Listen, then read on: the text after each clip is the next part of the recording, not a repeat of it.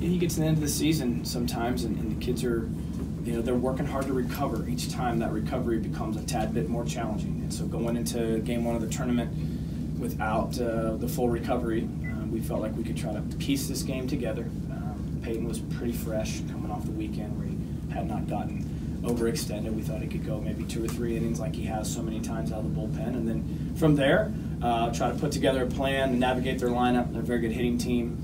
And try to use our guys effectively. A little bit similar to what they did, in fact, where they used a number of guys. So our plan was to try to get off to a good start with Peyton and then put the game together with our bullpen, matching up, and try to keep from short resting and running guys out there that maybe weren't back up to 100% and ready to go. Obviously, by tomorrow, some of those guys should be a little bit more back, legs underneath them and ready to go. But that was our plan going in. John, talk a little bit about the offensive side of things, because lots of opportunities, some you carried through with, some you probably would like to have a few at-bats back. And I'm not talking about you in particular, but the entire batting order.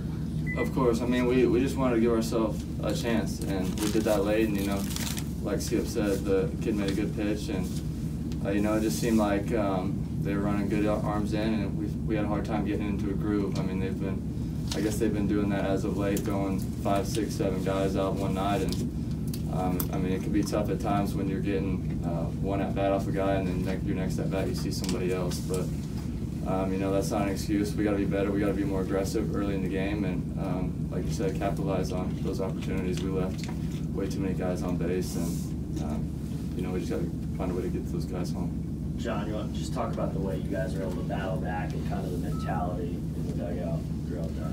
Yeah, we don't feel like we're ever out of a game, regardless of the score. So, that's our mentality as a team. We're going to fight and claw the whole way, even if things aren't going great. We're going to find a way to get on first base and start a rally, and we were able to do that. Just seemed like we were one big swing of the bat away, and didn't quite find that barrel. So, we just got to regroup, then we got a quick turnaround. So, can't dwell on this too much.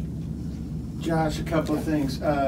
You thought Peyton was maybe a little fresher coming off that weekend, but he had also had a really good relief stint against them at Morgantown. Was that part of the thing? He did. You're right. Yes, it was. Absolutely. Looking back over that series, looking at the film, he threw the ball great there. So you gotta try to put your kids in the right position. You gotta believe in them. You gotta come up with a plan, and go out and execute it. Just a few things today that probably I take responsibility for. The shortcomings at times to show up on the field, those are on me. These kids are competing hard. I love them dearly. I appreciate the effort and the grit that they put on display from day one, and nothing's going to change. We're going to bounce back tomorrow. We're going to be determined and proud, and we're just going to seek to execute better and play pitch to pitch better. And we just had too many pitches today across the board where we didn't play the pitch the way we need to. And that didn't matter if it was glove on the hand, a bat in the hand, or the ball.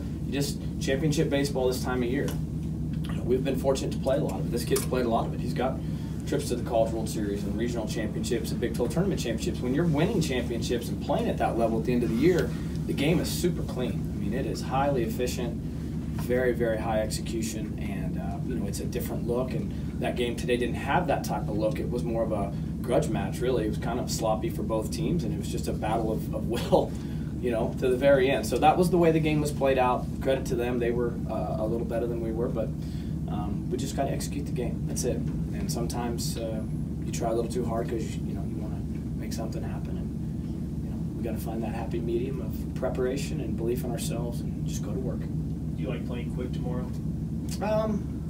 That's probably better than sitting around all day. Yeah, these tournaments are awesome, but there's times when just the desire to get back out and compete again versus sitting around waiting for each game to unfold. So yeah, we certainly won't have any time to wake up and dwell on this. We'll have as coaches, a lot of work to do tonight to be ready for either team.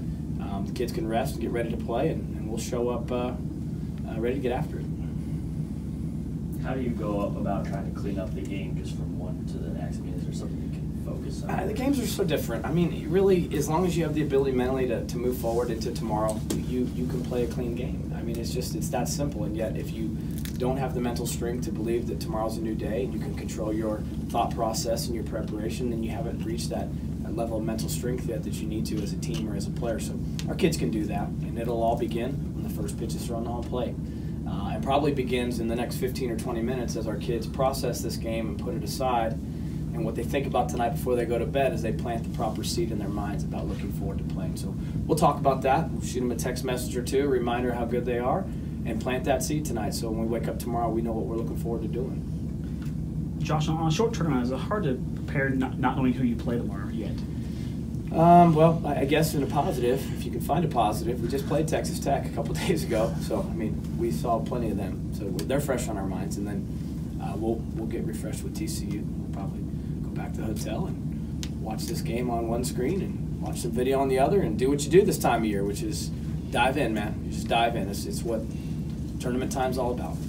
Does the pitching plan get affected at all depending on who you guys play? Good question.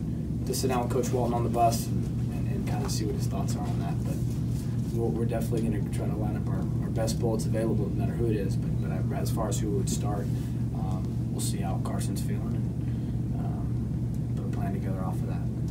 I hadn't gotten quite that far just yet.